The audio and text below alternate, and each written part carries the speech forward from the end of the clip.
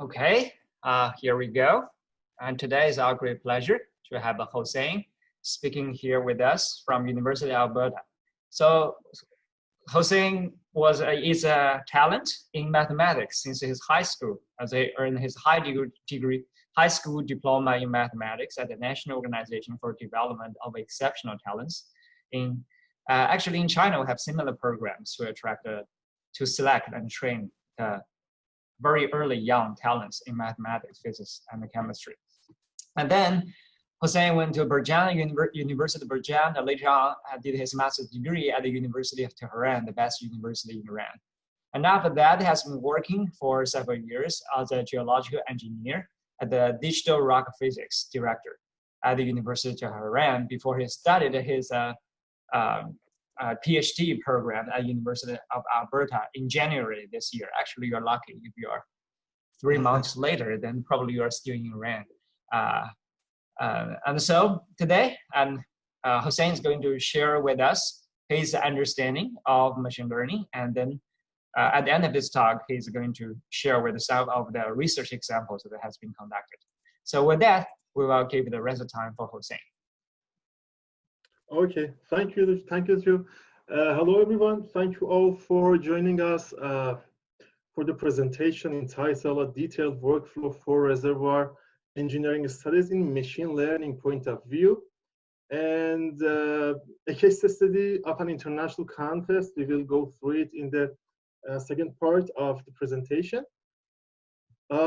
Let me introduce myself to you. I'm Hossein Izadi, the first-year PhD student in petroleum engineering at the University of Alberta. I have asserted 1 patent, published more than 11 journal and 15 conference papers in the application of machine learning and machine vision in geosciences and petroleum engineering.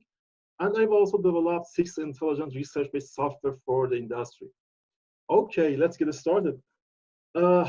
Here is the outline of the presentation. I will talk about some facts and important things about the machine learning and how you can use the machine learning in your project in geosciences.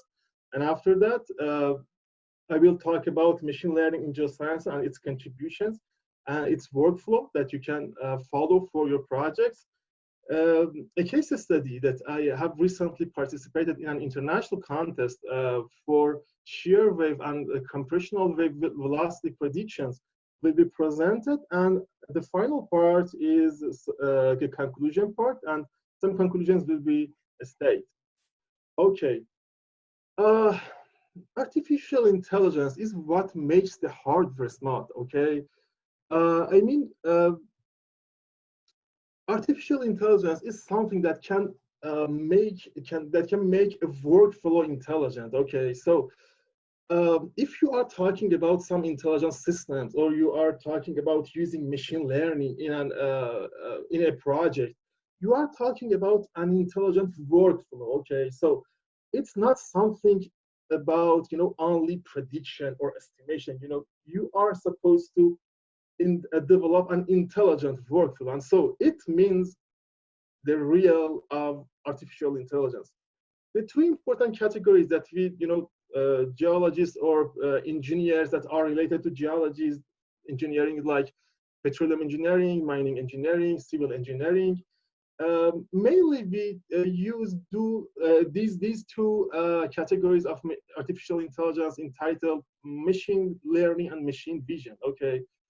Machine learning is somehow the computational part of artificial intelligence. It doesn't mean that machine vision is not something computational, but machine learning is somehow the computational part. You can find some soft computing algorithms like artificial neural networks or fuzzy logic or evolutionary algorithms in this category, and you can do some predictions, classifications, estimations, optimization, and inversion that you geophysics guys are very familiar with.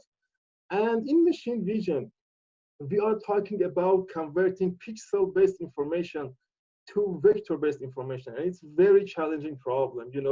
Just suppose that you want to make the computer able to interpret the images like your eye, and it's very challenging problem. common tools in machine vision are image processing and image analysis, and I will go through the detail of these tools in the few slides.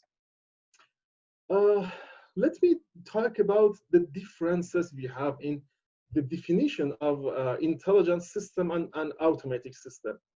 An intelligent system is something that just imagine this robot. Okay, this robot is programmed to put these shafts in the already defined places in the plate, in the floor. And just imagine that if we rotate the plate, for example, 90 degrees clockwise or counterclockwise, if the robot can adjust itself for finding the new positions of the plate and can put these shafts in the new positions, it means an intelligent system. It means that robot can adjust itself to the new situation. It can be trained, okay?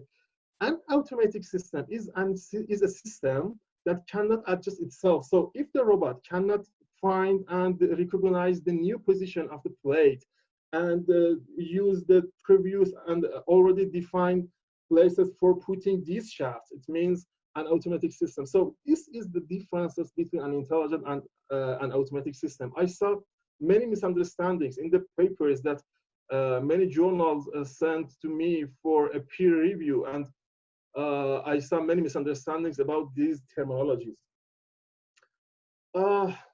Let's talk about it, why machine learning is important in geosciences. We have different types of data, including well logs, RCAL and SCAL results provided by the lab. We have X-ray computed tomography images in different scales. We have scene-section images. We have geological facts like faults, active tectonic area. We have geomechanical properties, geomechanical rock typing, seismic data, UGC maps, graphic well logs for different wells. We have production history data. We have all these data that are different in their nature, in their dimension, in their unit. How we can use all of these data in a single model, in a project. Just imagine that we are working on field development project. We have many sort of these data, and most of these data are big data. Okay, so just imagine that how we can deal with a problem that we want to use all of these data in our modeling. Machine learning is a technology, okay? Machine learning is a technology that can help us to deal with all these questions for involving all these input data to the project, for interpreting big data databases. And it's very important that we know that how machine learning can help us, in what type of problems machine learning can help us. Machine learning is not something that you can use for correlation. Never, you are not going to work on Uber with a Bugatti, for example, or with an expensive car. You can do the correlation with some basic algorithms. You have to be aware that using machine learning needs some complex problems, okay? So this is the contribution that machine learning can provide for us for dealing all of these data and for solving the problems and real project in the industry. There is many differences between academic problems and industrial problems. In the industry, you have to report real and reliable results, and the client will check your results with their own results. And it's very important that that there is many differences between academic side of project and industrial side. So you have to be informed that how machine learning can help you in your projects. There is a hierarchy for using machine learning in all projects in geosciences, actually. It contains some pre-processing algorithms and pre-processing steps. And after that, for example, here you can see vector-based data pre-processing. It means, something like well logging, or the results are provided by the lab for SCAL or RCAL experiments. It means vector-based information. Pixel-based information is something like thin section images, microtomography images, or signals that we can that we gather in the field from some seismic field operations. Pixel-based information is something that we deal with some signals. Okay, so pre-processing step is very important, and after that we have to select some feature. We have to do some feature extraction to extract some features for using in the next step of our modeling. And after that, we have to cluster our database. And after that, for involving the distance, it's very tricky. Okay, involving the distance is something that geostatistics can do for us in our project, but involving the distance in machine learning application is very tricky. And I will talk about it a bit in the few slides, but you have to be informed that involving the distance in geological problems is very important, because we have some spatial variables and they are changing with respect to the distance. And we have to, already involve this property to our modeling. And the next step is decision based on the number of data. This decision, what training model you want to use based on the number of the data. If your database contains, for example, 300 sampling, based on the complexity of your problem, somehow it's low number, okay, for training an artificial neural network. And so you have to switch to other alternative ways for developing a model. After the decision based on the number of data, you have to design the model. After that, train the model and debug it. And the final step is model evaluation based on some geological facts, based on your knowledge about the problem. I will talk about all of these steps in the next slides. Okay, vector-based data pre-processing. In statistics, we call some outlier data to those data that are plus or minus 3 standard deviations. Okay, but do you think that in geosciences this definition is valid? I don't think so, because you can see here an example of gamma ray responses in a well logging, and you can see some peaks in the responses of the gamma ray. These peaks actually mean something. Okay, we cannot remove that. If we rely on a statistical definition of the outlier data, we may remove all these peaks. But if we rely on geological science, on our background geology of the problem, we know that these peaks mean something, and so we should keep these peaks and intervals in our database, and removing these intervals are not strongly recommended. Another thing in the vector-based data pre-processing is about completing the missing values interval. Okay, in the right image, you can see that we have missing value. Just missing value is those values that in some geological software, we have a value for these intervals equal to minus 999. Okay, these intervals are missing values intervals. In the right image, you can see that for computational wave velocity, logging, we have a missing value interval. And just imagine that if we remove these intervals that we have missing value, we will remove the corresponding gamma ray nearby these missing value interval. So if we don't complete our database, we will miss one of the peaks in our gamma ray log, and it means losing some useful information, And just you have to be informed that completing missing value interval is very important. It's very tricky, I will talk about it in the next few slides, but you have to complete your database in the pre-processing step. So the pre-processing step contains of completing the missing values, and also removing some data, some outlier data based on our geological knowledge of the problem. Pixel-based data pre-processing. Okay, so image processing means something that can improve the visualization of the image. Okay, you can see here in the left side, in the left image, it is the original image, and the right image is the processed image. You can see that the border and the edges in the image are are sharper than the left image. But as you can see, the value of pixels are changed during the image processing. You know, the original values for RGB are 104, 83, and 52 respectively, but these values are changed after the processing, and you have to keep it in your mind that if you want to extract these pixel values for some further and next steps, you have to extract the values that corresponded to the original image, and it's very important. I saw many misunderstanding in some papers that many outstanding journals in Elsevier sent to me for a peer review. Image analysis means you want to extract some information from the images. You know, you are not talking only about the processing.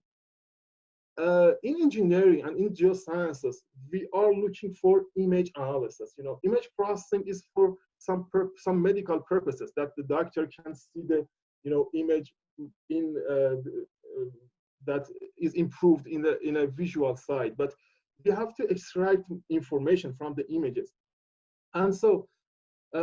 For example, here you can see that we segmented the mineral species in the scene section images. The left image is plain polarized light, and the right image is cross-polarized light. And you can see that we segmented the minerals inside the scene section, and you can see the details for our algorithm in the paper that I just noted in the presentation.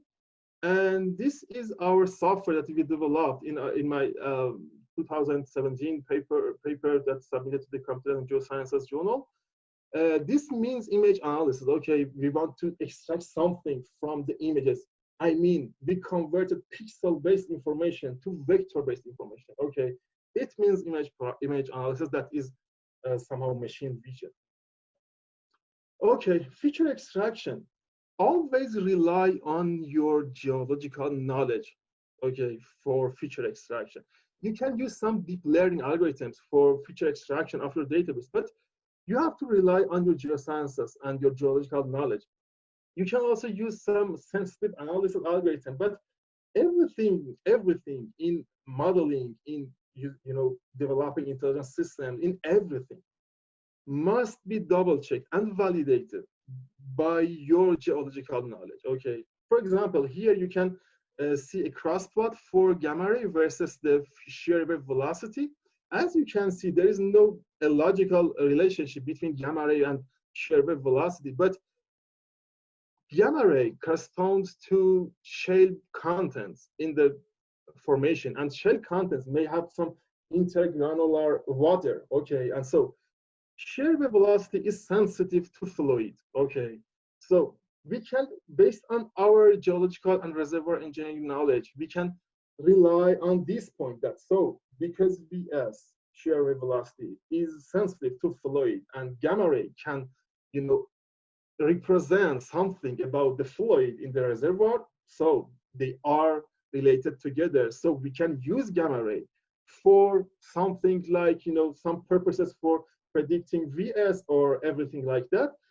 I'm just talking about feature selection. You must be relied on your geological knowledge. And after that, you can use some sensitive analysis to measure the impact of each of your data on the on your output. There is many algorithms for sensitive analysis. You can Google it, and I don't want to emphasize on it more than this. Clustering. Clustering is one of the most important part in geological purposes, because your sample may be collected from different locations. You may have many heterogeneity in your, for example, reservoir. Geochemical anomalies are located in different areas, based on, for example, the sedimentology in the area, we have different sedimentology maybe. And so the data that are gathered in different locations, okay, must cluster to, must be clustered, because if we develop a model for all of them, our model may be failed, you know, because these databases, each of them are responding differently, you know, are responding differently based on their nature and the location that we gather them. And so clustering always is recommended in geological projects when you are using machine learning or even other modeling tools. Okay, involving the distance. The first recommendation is that you use geostatistics for involving the distance, but it's something, you know, it's based on your experience. Okay, how many works you did in the real problems, how many, you know, fields you modeled using the machine learning. It's based on your experience. But for example, some phenomena should be taken into account for your modeling. For example, if you have a fault, you have to be aware that between these two wells, for example, here in well A and well B, we have a fault between them. And if we want to use some features in the well A and predict some features in the well B, we have to be informed that we have a fault here, and fault can change everything, okay? Somehow you have to, you know, develop a model, okay, between these two wells for defining the heterogeneity. Okay, it's very tricky. If we have you know, extra time, I will talk about it more. But just keep it in your mind that you have to involve the distance in your modeling. And the next step is decision based on the number of data. You know, selecting your modeling tool.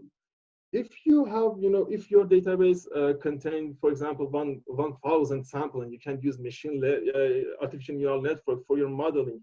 And I'm sure that you guys are completely aware about what the artificial neural network is. And another thing is that you can define a base correlation, and after that you can optimize the coefficients. If you have low sampling, okay, for example, 200 samples are not enough for training a neural network, you can define a base correlation and use some evolutionary algorithms like genetic algorithms or PSO or everything you want for optimizing these coefficients. Okay, for example, this equation, I developed this equation for permeability estimation in one of the fields here in Alberta. K corresponds to permeability, and D values are, you know, some parameters that defines the grain size. Okay, the grain size that we gather in the field, and A, B, and C are the coefficients that we optimize to close the permeability that's reported by this model with the permeability that we measured in the laboratory. This is how we train our model for permeability estimation in our recent work. And after that, you have to design the model, always you have to separate your project to several parts, okay? And after that, you have to use appropriate tool for each step. I will talk about it more in the next few slides about the clustering step, or the prediction step, the pre-processing step, in the case study of the international contest. And your tools should be based on some geological facts. We will go through it in the next few slides. And always I recommend that you drive workflow for yourself to be more clear. You know, the problem should be more clear for you. You can think about it. You can come up with some idea to solve the problem. And the training and evaluation, the model, you have to use some training algorithms. I'm sure that you guys know about the training models and evaluate the results based on your geological facts. Just keep it in your mind that do not accept anything that your model gives you, okay? The most unreliable thing in geoscience and reservoir engineering is software, Okay, software are not reliable at all, despite you double check the results with your geological and engineering knowledge. Okay, a simple example is that if your modeling predicted the porosity value equal to, for example, 45%, it doesn't mean we don't have such a porosity value in real world. So just double check everything with your geological knowledge. Let's go through the case study that I want to talk about. The SPW International Contest for shear wave and compressional wave velocity prediction. I participated in the contest and I stood in the 7th place between 32 teams around the world. The contest, the database of the contest contains some conventional well logs. As you know, compressional and shear wave velocity are among the most important parameters in seismic studies and for reservoir development. Mostly, they are obtained from core analysis and some DSI tools that are not available in many wells. And core analysis is expensive, so developing an alternative way, developing a reliable, low-cost, and efficient alternative way for VP and VS prediction is a great contribution for reservoir management. In the contest, we had a database including caliper, neutron, gamma ray, resistivity, medium resistivity, photoelectric factor, and density log. And the goal was VP and VS prediction. Okay. As I discussed before, generally VP and VS show some correlations with rock and fluid contents through the matrix and some parameters like porosity, grain density, fluid content, and because of all these, these input well logs, including the resistivity, because the resistivity can measure the resistivity of the formation, and it's based on the fluid content, and so it can provide us some information about the fluid, and the shear wave velocity is, for example, is sensitive to the fluid content of the formation. And this is why I have used these logs for my prediction. For example, I'm talking about the feature selection. Okay, based on some geological knowledge and geological background, I selected my input data for VP and VS prediction. You can see here the workflow. I recommend you that you always develop such a workflow in your projects. What the input is, what the pre-processing and feature extraction are, what the clustering algorithms are, what the prediction tools and workflow are, and finally, what is your output? Okay, I will talk about all these steps in the next few slides. The input was some well-log data and the minimum similarity threshold for the clustering algorithm. And in the pre-processing step, I removed some data. I complete the intervals that we had missing values. I selected input data for VP and VS prediction. I clustered the data and finally used some neural network models for my prediction, and finally I predicted the VP and VS. Pre-processing, based on my reservoir engineering knowledge, okay, I removed those data of neutron values that were more than 0.7, okay, because it doesn't mean really, because the highest value in neutron values should be, for example, 0.6. And removing is not the best solution. The better approach is correcting them based on some available charts or prior knowledge that we may have based on some neighboring wells. But in the contest, we didn't have such information. And so the best solution was removing these intervals, because if you don't remove some outlier data, your modeling and your results may be failed, and maybe your model may be not reliable for using for using in the some industrial projects. But because we didn't have such information, I removed these values. And after that, I completed the missing value intervals. The important thing is that when you want complete your database in some missing intervals, you have to make sure that you use for training, for example, a neural network for completing your database, your trained database. I'm talking about the training database. If you want to train a neural network, you have to select your random you have to, for example, select 70% of your training database for training the network. And this 70% should be distributed in all of your database, okay? You have to make sure that your this 70% is distributed in all of your database. It's very important because the network should be trained with all phenomena and with all situations. And in this step, the RMSE for VP and VS prediction for completing my training database. I'm still in the training database. I didn't predict anything in the test database. For this step, my RMSE was 2.93 and 12.23 respectively for VP and VS prediction. In the clustering, the main part of the problem was in clustering step. Okay, clustering always is recommended in geosciences and geological problems. I talk about it why you have to cluster your database, but what algorithms you have to use for clustering your data. In geological studies, it's very difficult that we anticipate the number of clusters. Okay. For example, just in a simple thin section image, how you can determine that how many minerals are existed in the thin section?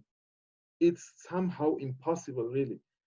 You can determine it for a single thin section, but if you want to develop an intelligent workflow, an intelligent workflow that can work with many thin section images, you cannot determine the number of minerals for each of thin section. For example, just imagine that you have 3,000 thin section images. You cannot determine all the number of minerals for every thin section. So it's very difficult to anticipate the number of clusters in geological studies and geological databases. So this is why I've developed an incremental clustering algorithm in my recent paper. It doesn't need for determining the number of clusters prior the clustering process. In this context, I have used two different clustering algorithms. Okay, the first one is the incremental clustering algorithm. You can see here. You can go through the details in my papers. I don't want to emphasize on the clustering algorithm and how it describes the working process of the algorithm. The algorithm works based on some similarity that can determine between the new incoming data and the already created clusters. I use this clustering algorithm. As you can see, the database for my database was clustered to 6 classes, okay, to 6 clusters. And as you can see here, somehow the clusters are, the shear wave velocity of these classes are somehow close together. And in the first point, in the first look, it's somehow logical, okay. But after that, after the clustering, I used LMAL neural network to predict the VP and VS. However, very high value of error I observed.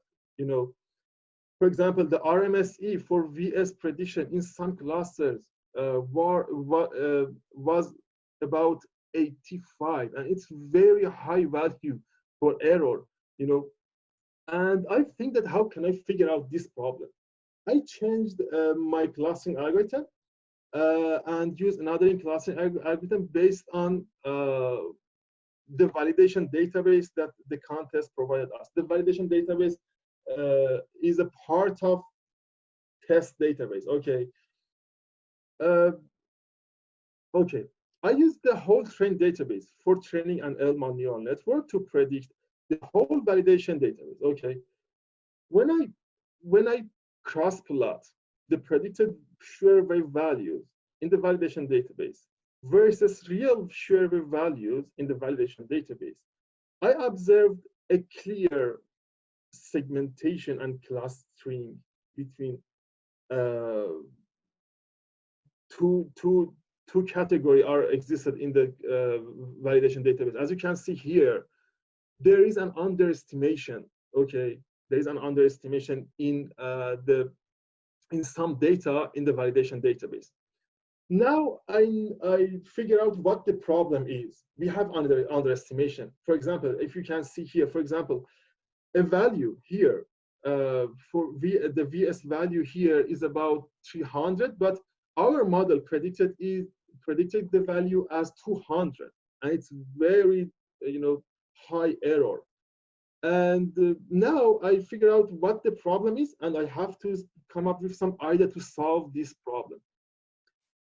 I developed 4 solutions to deal with this problem. The first one, okay, correcting the train database, because these locations, the locations that we have underestimation, these locations, okay, these locations are intervals in which high values of gamma ray and neutron observed in these locations. Okay, so this is the impact of gamma ray on shear wave velocity and compressional wave velocity. Okay, in these intervals we have a peak in gamma ray. So the first solution is correcting these values, because we didn't have any prior information about the the field and about the problem. We couldn't correct these values. The second solution is removing these intervals. Okay, removing these intervals and let the network to train with other data in the database to prone the network to be biased to these points. It's not recommended, because if you remove some data in your database, your network cannot be trained as well as you want, because you are removing something, and so your network cannot be trained well. It's not recommended. I didn't use this solution. The third solution that is somehow in real world. Actually, in real world, you don't have such a validation database, okay? But in real world, you have many information about the geological situation in the field. For example, you have many geological reports, you have nearby wells, you have many information in the nearby wells. And because in the contest, we didn't have such information, this validation database shared to us. So the third solution is that changing VS and VP values in these points. What points? The points that we have underestimation on it. Changing the VS and VP values of these points with those points that corresponded similar VS and VP, but different input values in the train database. It's somehow it's like a cheating, because we are changing the values. We are changing the values to help the network to be trained well. If we do this, section, if we do this solution based on some geological reports, it's okay. But if we do this based on the validation database that shared to us, it's somehow like cheating. It's not recommended, because it's not based on your knowledge. I didn't use that. And the fourth solution is trying to train the network better. Actually, I selected the fourth solution.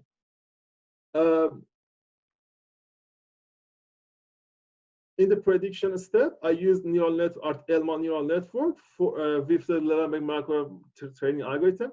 The database included about 30,000 data points, and this is the point that I'm talking about.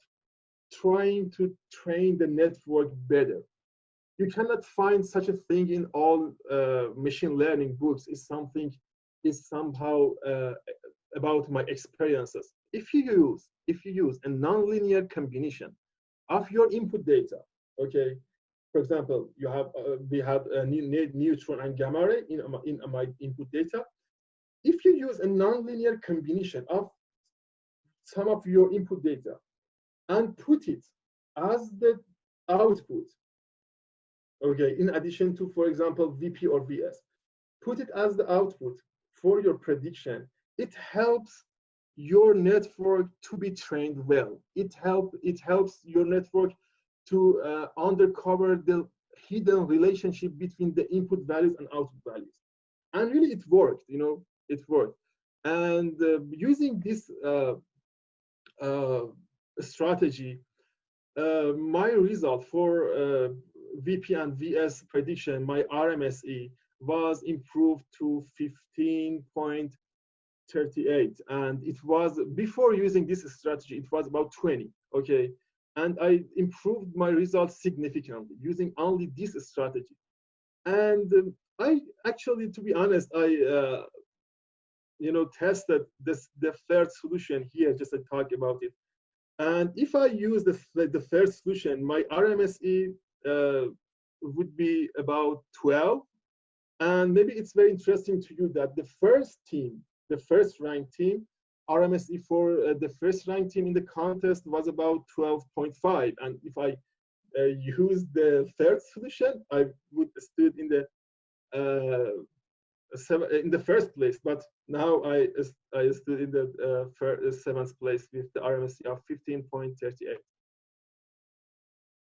And you can see here the structure of the network that I developed for VP and VS prediction. You can see here the input data, and I used nonlinear combination. It's very important. I strongly recommend you guys for using this strategy for training your network in your own project. And you can see here my results for VP and VS prediction in the test database. Okay, let's go through the conclusions. Conclusion maybe are the most important part of my presentation, okay? Machine learning and machine vision are assistive technologies, okay? They are not something magical. You cannot do a magic with artificial intelligence. They are assistive technologies under the human expert supervision. Just keep it in your mind that you can use all these algorithms for solving a problem under your supervision, okay? One of the most important points in the application of machine learning in geosciences and petroleum engineering is about using appropriate tools for different parts of the problem. In the pre-processing part, you have to use some appropriate tools and strategies. In clustering is the same. In the prediction part is the same. In every part, you have to be familiar with all algorithms that developed in the machine learning community, and you have to choose the best tools for different parts of your problem. Interpreting the input data based on geological or engineering point of view, not machine learning or a statistics point of view.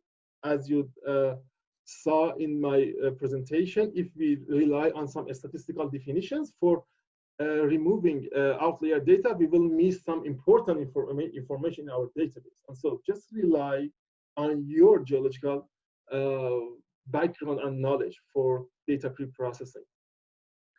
We have to be familiar with the background, okay, with the background, mathematics, and philosophy of machine learning algorithms. And we have to modify them to be used in geosciences database and signals, okay? To the best of my knowledge and through all of my industrial experiences, for example, 90% of the algorithms that developed in machine learning community cannot be used in geosciences because we are working in very uncertain environment. Okay, we are working in subsurface. We cannot see our results. Okay, and so you have to modify all the algorithms. You can see the modifications that I have made in all of my papers. Almost in all of my papers, I modified the algorithms that develop in the machine learning community, and you have to do that in your real problems. I recommend you guys that look at the problem. Always look at the problem. Think about the problem and segment the problem to several phases, and start to design a workflow to solve it. You know, it helps you significantly for dealing with the problem. When the intelligence system will be developed, in many cases, it needs to be redesigned and retrained. You saw it in the clustering part of the contest. I changed my strategy. Despite that, the incremental clustering that I used is one of the best clustering algorithms in geosciences, but it didn't work. And after that, I have to change my mind and my strategy to attack the problem and solve the problem. So you have to redesign your workflow, debug your algorithm to reach the minimum threshold for the accuracy of your problem. These two conclusions, the last two conclusions, are most important points in the presentation. I didn't talk anything about coding. I didn't talk anything about using commercial software. Okay, machine learning and machine vision is not about coding. Every undergrad computer engineering in undergrad student in computer engineering department can code everything you want in different platforms. Of course, it's better that you can develop your own code, but machine learning is not about coding. Coding is a minor part.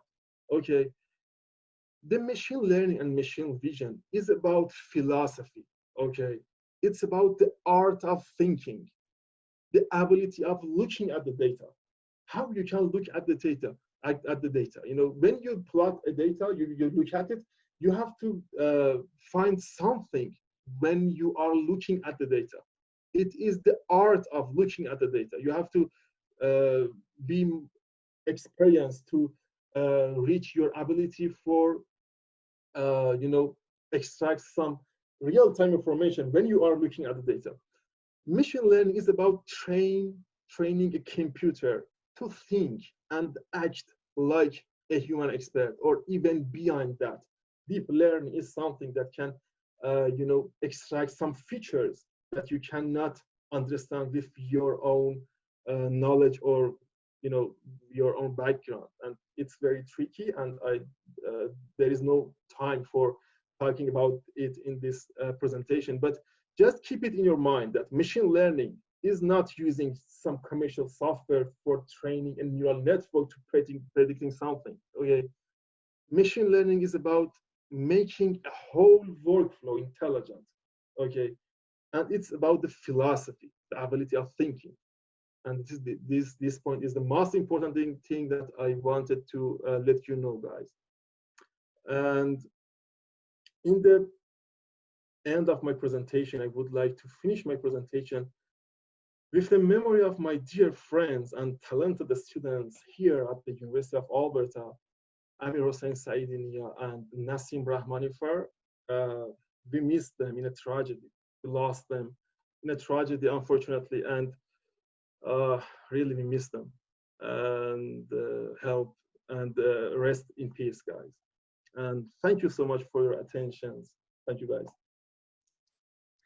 Okay, thank you very much, Hossein. And yeah, other groups will have other meetings at 10, so we're going to have several short questions. I think it's a very educational lecture for us to know about it. Actually, it's way much better than if you talk about the VSVP details and how to construct those, because I think the general philosophy is also widely applied in what we are working on right now in the chemistry of the Earth. Okay, now it's time for questions for the audience. So feel free to ask questions or raise your hand or type.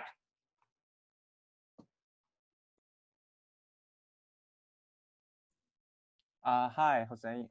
I'm I'm Simon from Zhejiang University, and I really like your last part about the thinking about the machine learning.